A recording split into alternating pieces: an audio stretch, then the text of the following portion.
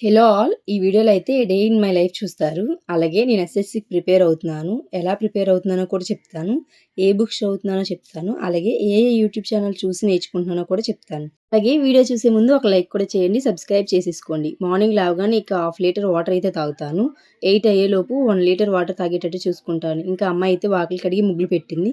నేను మార్నింగ్ లేవగానే maths basics అంటే సింపుల్ అనుకుంటాం. కానీ అవే మెయిన్‌గా ఎక్కువ చదువుతూ ఉండాలి. స్క్వేర్స్ చదువుతాను, ఫార్ములాస్ చదువుతాను, క్యూబ్స్ చదువుతాను. ఇవైతే నా దగ్గర ఆదిత్య కాలేజ్ బుక్ ఉంది. దాంట్లో చదువుతాను. నేనైతే ఇంకా మ్యాథ్స్ కోసం ఏ యూట్యూబ్ ఛానల్ ఫాలో అవుతానో చెప్తాను. మ్యాథ్స్ కోసం అయితే గగన్ ప్రతాప్ సార్ అనే యూట్యూబ్ ఛానల్ అయితే ఫాలో అవుతాను. అలాగే ద పండిట్స్ అనే టెలిగ్రామ్ ఛానల్ ఫాలో అవుతాను. రీజనింగ్ కోసం అయితే ఈవన్ కోచింగ్ చాలా బెస్ట్ అని చెప్తాను. అన్నిట్లికన్నా నేను ఒక 3, 4 యూట్యూబ్ ఛానల్స్ చూసాను. దానికన్నా ఈవన్ కోచింగ్ సెంటర్ అయితే రీజనింగ్‌కి చాలా బెటర్. చాలా సింపుల్ ట్రిక్స్ చెప్తున్నారతను. నేనిప్పుడు చెప్పిన ఛానల్స్ అన్నీ హిందీలో ఉంటాయి. అలాగే జీకేకి అదే జనరల్ అవేర్‌నెస్ కోసమైతే ది పరమార్ సార్ ఎస్ఎస్‌సి అని ఉంటుంది. అదైతే చూస్తాను.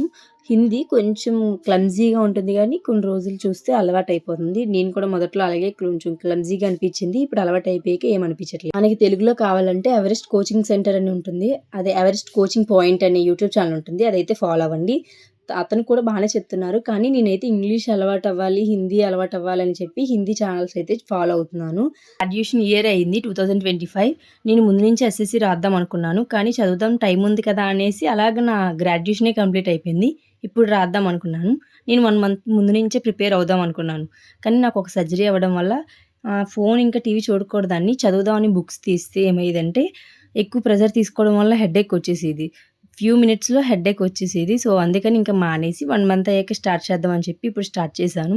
నెక్స్ట్ మంత్ ఇంకా అంటే జూలైలోనే ఎగ్జామ్ ఉంది. 2 ఎగ్జామ్స్ అదే 2 నోటిఫికేషన్‌లు వచ్చాయి కదా! అంటే ఒకటి 2000 పోస్టులు, ఒకటి 14,000 పోస్టులు.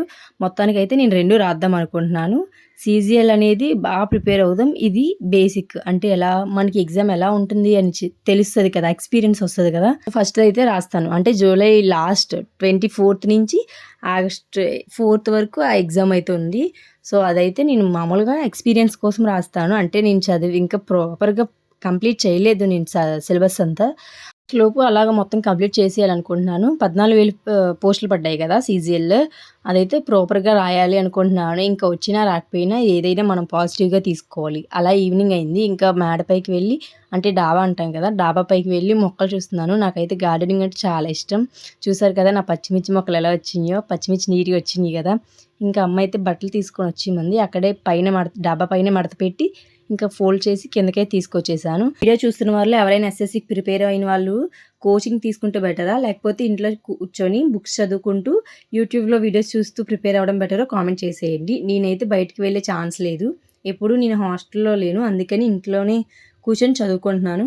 మార్నింగ్, నైట్ అయితే ఎక్కువ చదువుతాను. ఇంకా 10 దాటాక వీలైతే చదువుతాను. మధ్యాహ్నం అయితే అసలు చదవను. టీవీ కొంసేపు చూస్తూ ఉంటాను. ఫోన్‌లో వీడియోస్ అయితే ఎడిట్ చేస్తూ ఉంటాను. అలా ఈవినింగ్ అయితే రాగిపిండి తోప తిన్నాను. రాగిపిండి బెల్లంతో తయారు చేస్తారు దీన్ని. ఇది నాకు ఆపరేషన్ అయిందని చెప్పాను కదా! బ్యాక్ బోన్‌కి మత్తిస్తారు. ఆ మత్తు ఇవ్వడం వల్ల బ్యాక్ పెయిన్ వచ్చేస్తుంది ఎక్కువ. దానివల్ల రాగిపిండితో తయారు చేసే ఏ ఫుడ్ అయినా తింటే బ్యాక్ పెయిన్ రాదంట.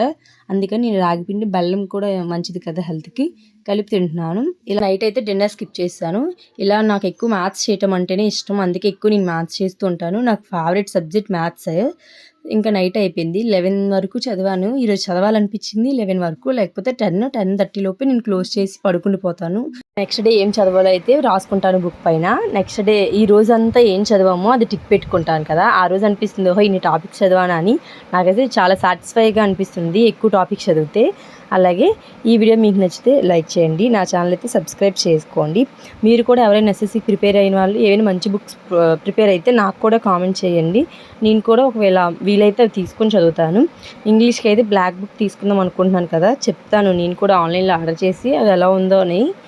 కూడా ఇంగ్లీష్ కోసం ఏవైనా ఛానల్స్ చూస్తే నాకైతే కామెంట్ చేయడం మర్చిపోకండి. నేనైతే ఇంగ్లీష్‌కి ఏ ఛానల్ ప్రస్తుతానికి ఫాలో అవ్వట్లేదు.